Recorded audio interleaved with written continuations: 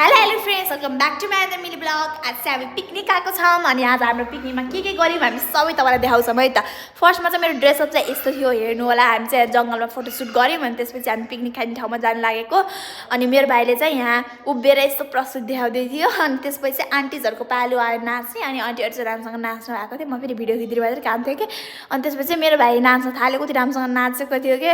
उसको फेभरेट गाना चल्यो भने उसले त आफ्नो इमोसनलाई कन्ट्रोलै गर्न सक्दैन। अनि पछि एकछिनपछि हामीले खानासाना खायौँ अनि मेरो मम्मीले चाहिँ यहाँ भिडियो गराउनु भन्नुभएको थियो अनि मम्मीको मैले भिडियो गराउनुतिर लागेँ। कस्तो राम्रो आएको थियो कि सिन पनि। अनि त्यसपछि हामी बसमा चढेर गयौँ, सबैजना मिलेर बसमा चढेर। अनि त्यसपछि घर आइसकेपछि हामीले यहाँ टङ्की सफा गर्न लागि हामीले बाबाले चाहिँ बाहिरबाट सफा गर्दै हुन्थ्यो अनि त्यसपछि हामी भित्रबाट चाहिँ भाइ र मैले हेल्प गरिदिँदै थियौँ। अनि साँझ चाहिँ हामीले घरमै होममेड पिज्जा गराउने सोचेको। अनि मैले गराएको थिएँ नि त होममेड पिज्जा, काट्न यति धौ भयो हे भगवान्। अनि पछि भाइ चाहिँ पुरै आत्तिएको थियो होममेड पिज्जा खानु भन्दै। अनि मैले चाहिँ यहाँ गराएर खाएँ अनि ल्यान्ड गयो, बाई।